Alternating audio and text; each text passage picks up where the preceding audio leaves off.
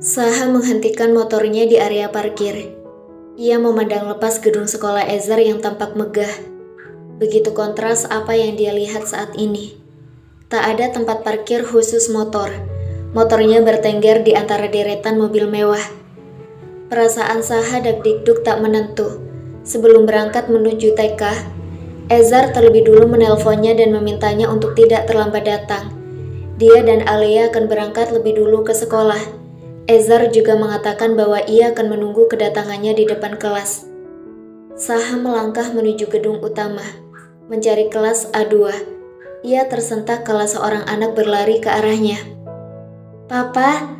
Ezar tergopoh-gopoh menghambur ke arahnya. Saha tersenyum lebar dan menyambut anak itu dengan pelukan hangat. Alia mematung, menyaksikan pemandangan itu dari bangku di depan kelas Ezar. Ada desiran yang tak dapat ia tolak kala sosok yang pernah menorehkan luka sekaligus masih ia sebut namanya dalam doa kembali hadir di depan matanya. Dan ini nyata. Alia berusaha untuk menahan air mata yang hampir lolos. Tentu ia sudah mendengar bagaimana Saha berjuang melawan depresi dan akhirnya memilih untuk mengajar di pondok pesantren di daerah terpencil. Saat itu posisinya sudah menjadi mantan istri. Dia tak dapat melakukan banyak hal. Hanya berdoa agar pria itu kembali bangkit. Ia amati penampilan Saha yang begitu berbeda dengan Saha yang lama. Laki-laki itu mengenakan baju koko, celana kain, kopiah yang menutupi kepalanya, dengan cambang yang memenuhi rahangnya. Begitu sederhana. Ketampanan itu masih terlihat jelas, hingga salah seorang wali murid yang duduk di sebelah Alia berceloteh. "Itu papanya Ezar ya? Ganteng ya? Tapi sederhana sekali orangnya ya." Alia mengangguk. "Iya, dibanding wali murid laki-laki lain yang sebagian besar mengenakan jas dan barang-barang branded, penampilan Saha memang terlihat kontras. Namun Alia tak mempermasalahkan kendati bisik-bisik itu sangat mengganggunya." "Oh, itu papanya Ezar. Dia ustadz ya? Sederhana sekali orangnya. Baru kali ini papanya Ezar datang. Ternyata gantengnya Ezar nurun dari papanya."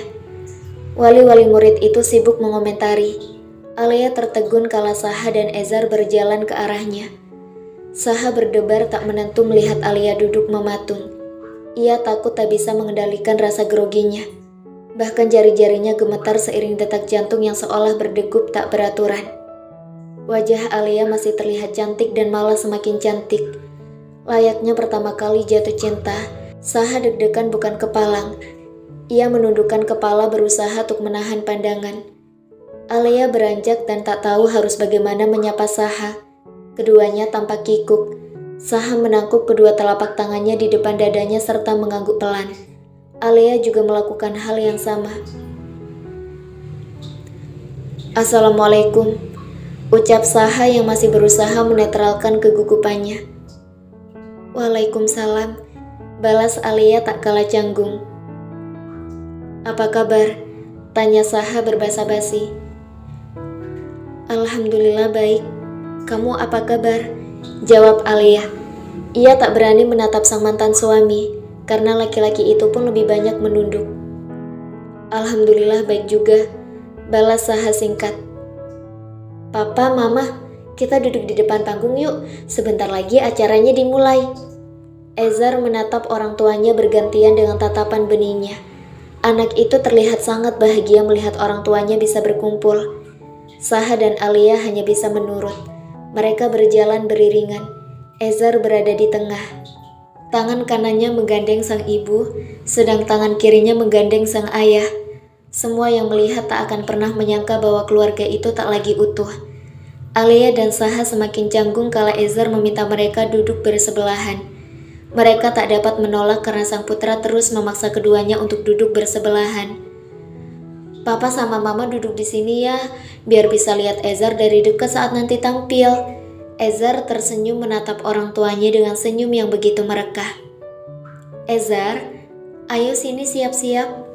Wanita berjilbab pink melambaikan tangan ke arah anak itu. Ezar menoleh. "Mah, Pah, Ezar siap-siap dulu ya."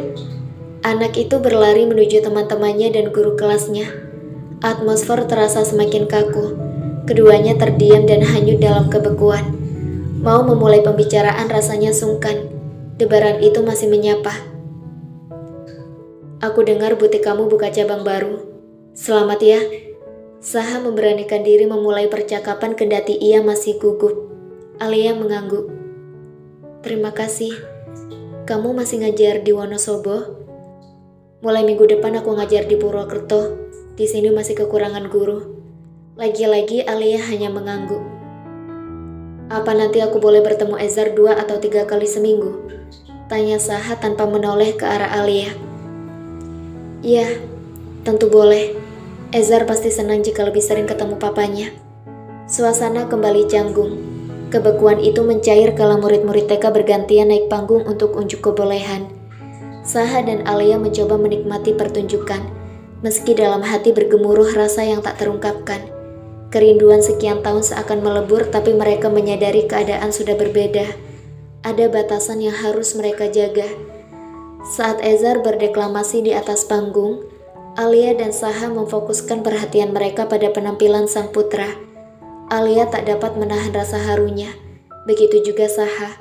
Ezar tumbuh menjadi anak yang pintar dan menggemaskan. Setelah pertunjukan selesai, mereka berjalan beriringan menuju area parkir. Sepanjang langkah, Ezar bernyanyi dan tertawa. Bahagia karena merasakan indahnya kebersamaan bersama kedua orang tuanya. Ezar menatap Alia dengan sorot mata tajam yang selalu mengingatkan Alia akan sosok Saha. Mah, nanti malam Ezar boleh kan menginap di rumah Opa Argan? Ezar pengen tidur sama Papa. Alia mengangguk dan tersenyum. Iya sayang. Tatapan Alia beralih pada mobil yang baru saja parkir di sebelah mobilnya. Seorang laki-laki berpenampilan parlente keluar dari mobil dengan membawa sekotak mainan berukuran besar. Om Arfan? Ezar memekik memanggil laki-laki itu. Saha menoleh ke arah Arfan. Ia bertanya-tanya, apa laki-laki ini yang tengah dekat dengan Alia? Hai Ezar, tadi Oma Diandra bilang katanya hari ini Ezar tampil di panggung ya? Makanya Om mampir ke sini dan bawa mainan buat hadiah Ezar karena udah berani tampil di panggung. Laki-laki berperawakan tinggi besar dan berwajah tampan dengan garis rahang yang tegas itu menyerahkan satu kotak mainan untuk Ezar. Ezar menerimanya sukacita. Senyum lebar menghiasi kedua sudut bibir anak itu. Wah, makasih Om. Hadiahnya besar sekali. Wajah Ezar berseri-seri.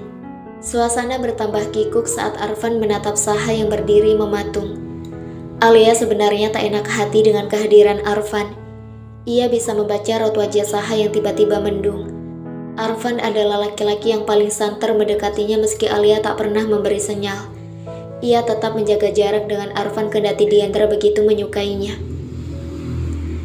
Kenalkan, ini Saha, papanya Ezar. Alia melirik ke arah Saha, lalu menoleh Arfan. Ini Arfan, anak sahabat Mama, lanjut Alia. Ia sengaja mengenalkan Arfan sebagai anak dari sahabat mamanya, agar Saha tidak berspekulasi macam-macam. Saha mengulurkan tangannya dan tersenyum tipis. Arfan menjabat tangan Saha seraya mengulas senyum. Halo Mas Saha, senang bertemu dengan Anda. Arfan mencoba bersikap ramah. Ia perhatikan pria yang tampak begitu sederhana itu.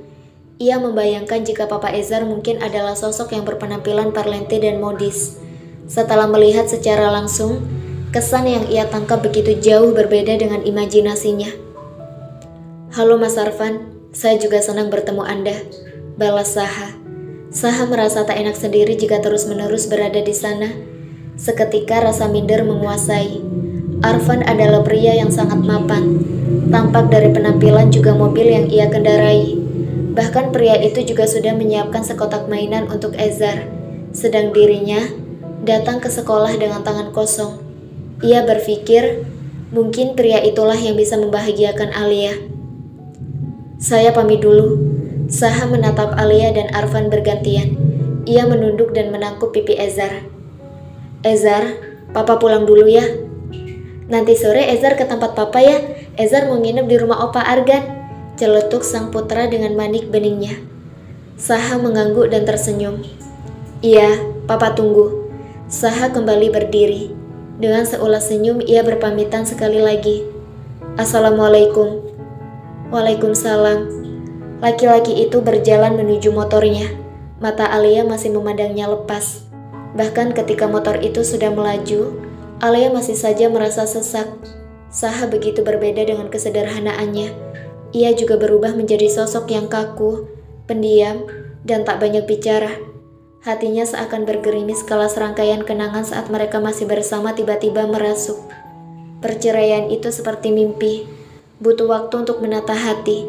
Butuh waktu untuk menyembuhkan rasa sakit. Butuh waktu untuk terbiasa dengan keadaan yang sudah berbeda. Namun nyatanya, sekian tahun berpisah tak sanggup memadamkan cinta yang masih terjaga.